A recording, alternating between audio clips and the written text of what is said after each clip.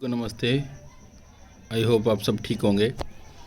तो कल मैंने एक वीडियो डाली थी टर्म 1 ट्वेल्थ का सिलेबस टर्म 1 की, जिसमें मैंने ये बताया था कि कौन कौन से चैप्टर आने हैं आप लोगों के।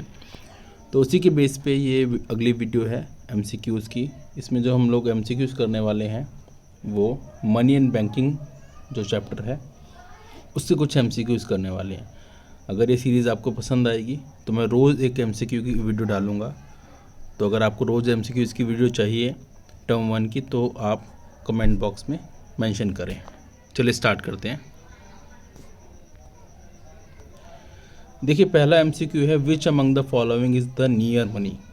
कुछ मतलब क्या है इसका कि मनी, नियर मनी क्या है, जो मनी का काम करे, राइट। तो मनी का काम कौन कर सकता है?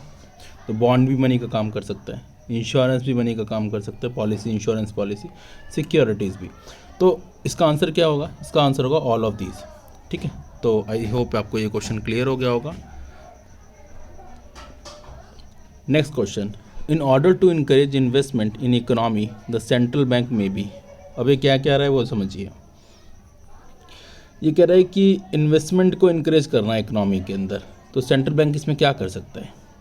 देखिए इन्वेस्टमेंट करना है, अगर इकोनॉमी के अंदर इनकरेज करना है या इंक्रीज़ करना है तो सेंट्रल बैंक डायरेक्टली तो कुछ नहीं कर सकता। लेकिन सेंट्रल बैंक किसको इन्वॉल्व करता है? पहले कमर्शियल बैंक को, जिसे हम हिंदी में वाणिज्यिक बैंक कहते हैं। इनको इन्वॉल्व करके वो क्या कर सकता है? यहाँ पर वो सबसे पहले करेगा reduce cash reserve ratio, CRR। इससे क्या होगा भाई? CRR रिड्यूस जब वो करेगा तो कमर्शियल बैंक को CRR कम देना पड़ेगा। इसका मतलब क्या है? कमर्शियल बैंक की लोन देने की पावर बढ़ जाएगी।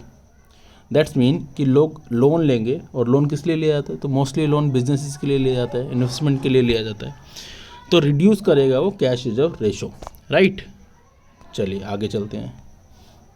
Which of the following is the function of commercial bank.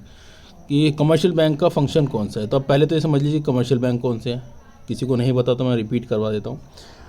जो भी बैंक पब्लिक डीलिंग करते हैं, like PNB bank, Punjab national bank, OBC bank और आपका SBI बैंक, ये सारे बैंक क्या है? Commercial bank. HDFC bank, ICICI bank, there are so many example of these banks like commercial banks.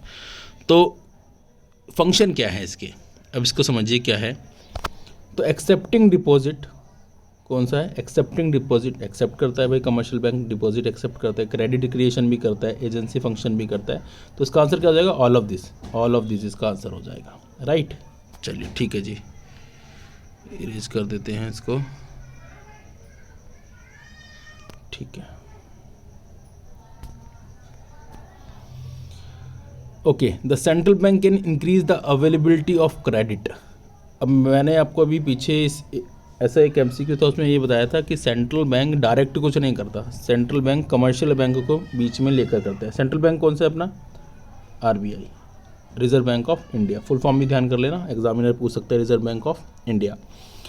तो रिजर्व बैंक ऑफ इंडिया किसको बीच में लेगा? कमर्शियल बैंक को। कमर्शियल बैंक, वाणिज्यिक बैंक, व्यापारिक बैंक, कुछ भी आप कह सकते हैं।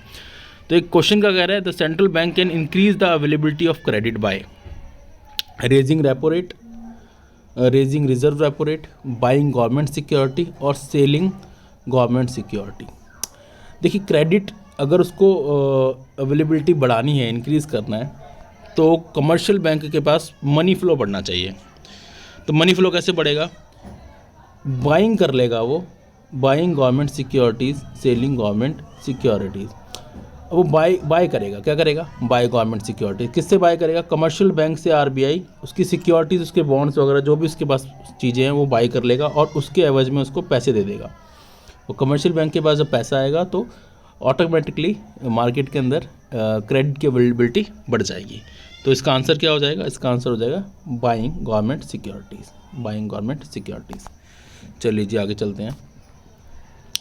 What are the alternative measures of money supply in India. Money supply alternative measures कौन से हैं? तो अगर आपने पढ़ा होगा तो ये सारे ही M1, M2, M3, M4, all of these are the measures of money supply here, right. तो इसका आंसर क्या हो जाएगा? इसका आंसर हो जाएगा all of these. All of this. एक मिनट में इसको हटा देता हूँ ऊपर वाला, ठीक है। आगे चलते हैं। Who circulate all mint and 1 rupee note, ये गलत आ गया है, यहाँ ई होना चाहिए, नोट इन इंडिया। इसका आंसर आप मुझे बताएंगे। बड़ा कॉमन क्वेश्चन है, बहुत इंपॉर्टेंट क्वेश्चन है, मैंने दोनों बात बोली, बहुत कॉमन क्वेश्चन है, बहुत इंपॉर्टेंट क्वेश्चन है। इसका आंसर आप कमेंट बॉक्स में लिखकर बताएंगे मुझे कि क्या इसका आंसर है।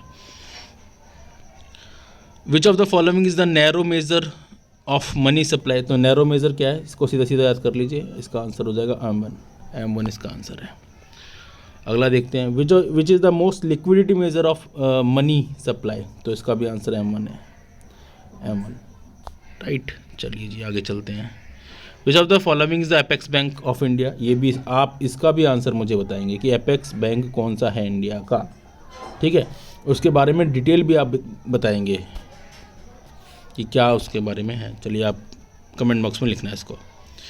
अगला क्वेश्चन है, which of the following is the function of central bank, central bank के फंक्शन कौन से हैं। देखिए अच्छा, एक तो सेंट्रल बैंक के फंक्शंस तैयार कर लीजिएगा, 6 नंबर का डायरेक्ट एग्जामिनर क्वेश्चन पूछेगा कि what are the functions of central bank. Issue of notes central bank का फंक्शन है भाई,